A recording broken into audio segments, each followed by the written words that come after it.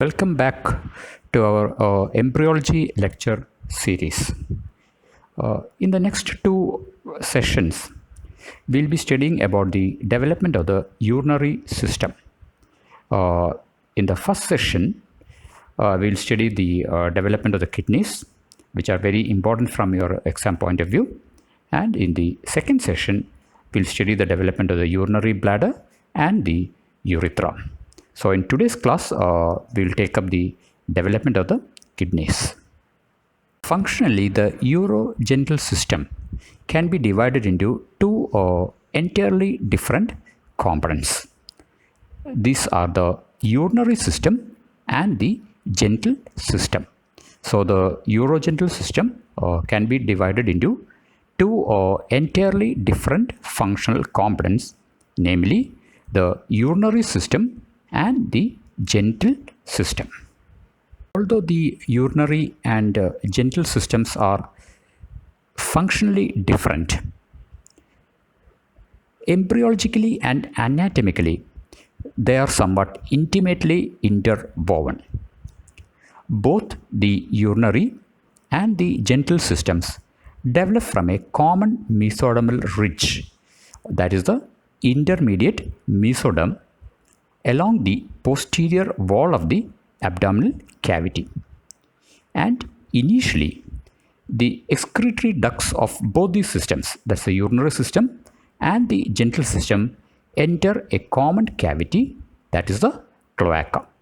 So, both the urinary and the genital systems, they are intimately related from an embryological point of view, and both develop from a common mesodermal ridge, that is the intermediate mesoderm.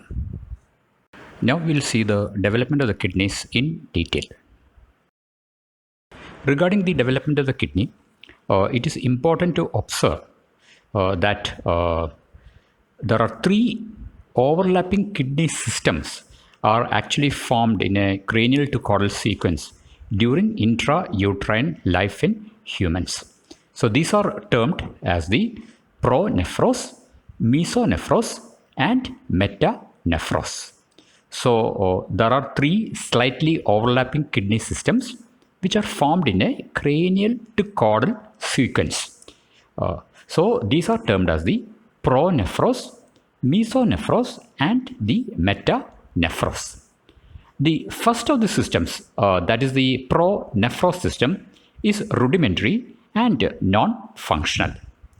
The second kidney system, namely the mesonephros, may function for a very short period of time during the early fetal period. And the third kidney system, that is the metanephros, forms the permanent kidney. So, of the three kidney systems, pronephros, mesonephros, and metanephros, which are formed during the intrauterine life, it is a third kidney system, namely the metanephros, that forms the permanent kidney. Before we take up the development of the definitive kidney from the metanephros, we will examine the other two kidney systems in brief. The pronephros appears at the beginning of the fourth week, and this pronephros is represented by about 7 to 10 solid cell groups in the cervical region of the embryo. And these cell groups, they form vestigial excretory units, which are called as nephrotomes. So the cell groups of the pronephros, they form excretory units, which are termed as nephrotomes. The cranial nephrotomes regress before more caudal ones are formed. By the end of the fourth week of development, all indications of the pronephric systems have completely disappeared.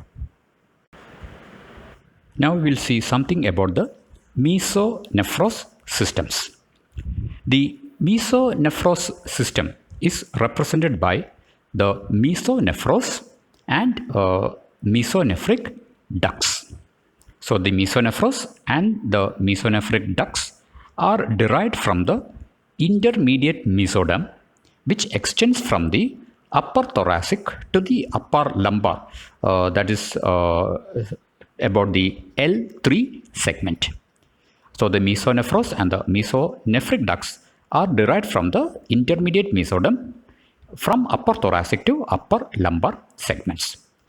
And early in the 4th week of development, during the regression of the pronephric systems, the first excretory tubules of the mesonephros appear.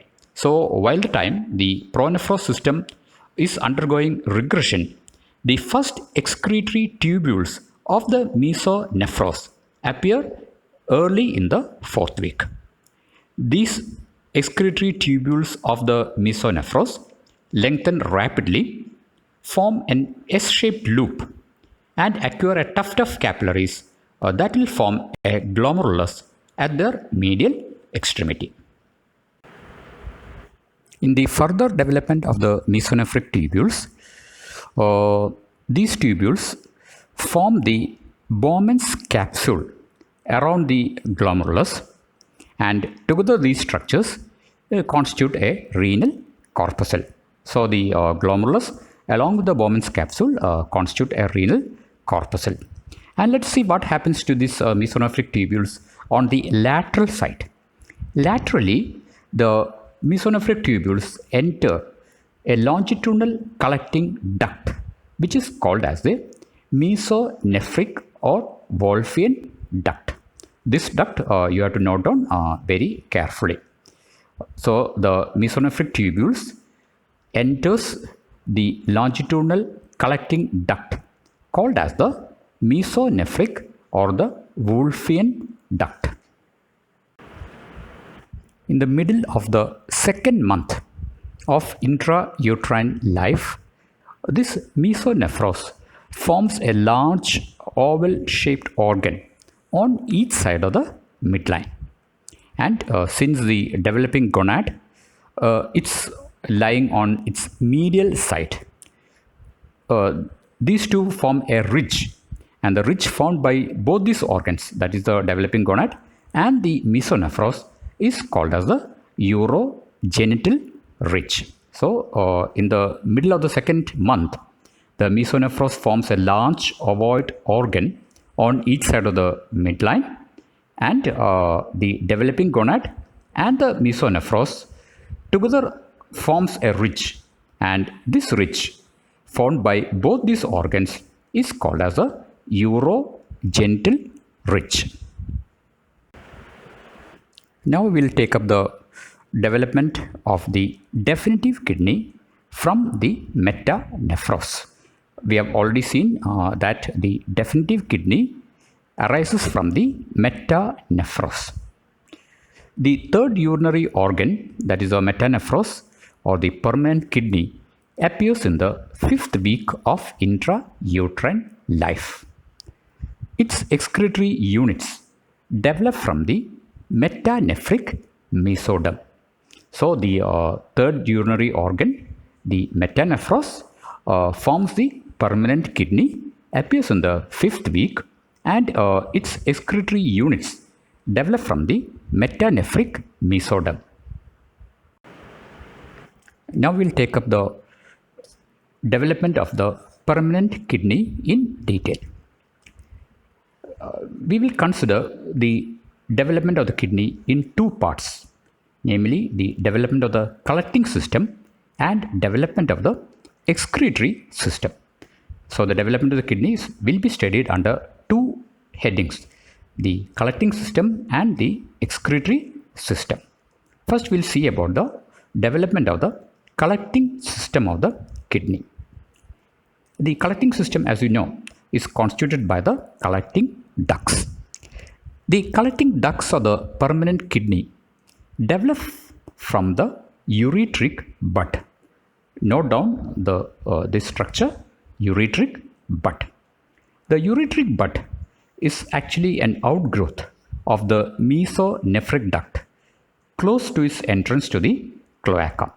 So the ureteric bud arises from the mesonephric duct just before it enters into the cloaca. And we'll see what happens to this ureteric bud. This ureteric bud penetrates the metanephric tissue, which is molded over its distal end as a cap. Subsequently, the ureteric bud dilates, forming the primitive renal pelvis, and splits into cranial and caudal portions, which form the future major calyces. In the further development of the collecting system, each calyx forms two new buds while it penetrates the metanephric tissue. And these buds, they continue to subdivide until 12 or more generations of tubules are formed. And the tubules of the second order enlarge and absorb those of the third and fourth generation, ultimately forming the minor calyces of the renal pelvis. And during further development, the collecting tubules of the fifth and successive generations elongate considerably and converge on the minor callus, forming the renal pyramid. To summarize, the ureteric bud gives rise to the following components of the collecting system. These are the ureter, renal pelvis, major and minor calyces, and about 1 to 3 million collecting tubules. So the ureteric bud gives rise to the ureter, renal pelvis, major and minor calyces, and 1 to 3 million collecting tubules. Now we will study the development of the excretory system of the kidney. Each newly formed collecting tubule is covered at its distal end by a metanephric tissue cap. So each newly formed collecting tubule is covered at its distal end by a cap formed from metanephric tissue. Under the inductive influence of the collecting tubules, the cells of the metanephric tissue cap initially form small vesicles called as the renal vesicles, and these renal vesicles in turn give rise to small S-shaped tubules.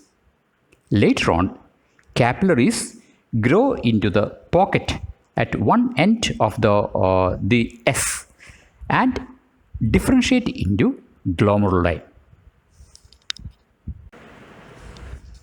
These S-shaped tubules, together with their glomeruli, ultimately form the nephrons, or the excretory units of the kidneys.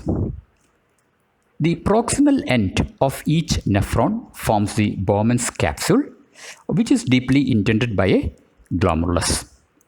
And what happens later is that the continuous lengthening of the excretory tubule results in the formation of the proximal convoluted tubule, the loop of Henle, and the distal convoluted tubule. So the tubules, together with their glomeruli, form the nephrons. The proximal end of each nephron forms the Bowmans capsule, which is indented by the glomerulus. And the continuous lengthening of the excretory tubule results in the formation of the proximal convoluted tubule, the loop of Henle, and the distal convoluted tubule. To summarize the development of kidney, the metanephric mesoderm gives rise to the excretory units, whereas the ureteric bud forms the collecting system. So the metanephric mesoderm forms the excretory units, and the ureteric bud gives rise to the collecting system. Now we'll see something regarding the development of nephrons. The nephrons are formed until the time of birth. The urine production begins early in gestation, soon after the differentiation of the glomerular capillaries, which start to form by the 10th week. And at birth, the kidneys have a typical lobulated appearance, and this lobulation disappears during infancy as a result of further growth of the nephrons, although there is no increase in their number of nephrons. Now we'll take up an important process called as the ascent of kidneys. The kidneys are initially formed in the pelvic region, and later on they shift to a more cranial position in the abdomen. So this is called as the ascent of the kidneys. So the kidneys are initially formed in the pelvic region, later shifts to a more cranial position in the abdomen, and this is termed as the ascent of the kidney. This ascent of the kidney is caused by diminution of the body curvature and also by the growth of the body, especially in the lumbar and sacral regions. In the pelvis, the metanephros receives its arterial supply from a pelvic branch of the aorta, and during its ascent to the abdominal level, it is vascularized by arteries that originate from the aorta at continuously higher levels. The lower vessels usually degenerate, but some may remain. Regarding the function of the kidney, the definitive kidney, which has been formed from the metanephros, becomes functional in the 12th week of intrauterine life. Urine is passed into the amniotic cavity and mixes with the amniotic fluid. This fluid is swallowed by the fetus and recycles through the kidneys. And it's important to note that during fetal life, the kidneys are not responsible for the excretion of waste products because the placenta serves this function. So although the kidneys become functional near the 12th week, they are not responsible for the excretion of waste products because this function is served by the placenta.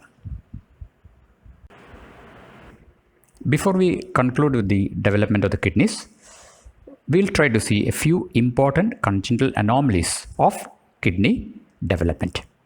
These are mainly of two types: anomalies related to abnormal location or anomalies of ascent, and other congenital defects.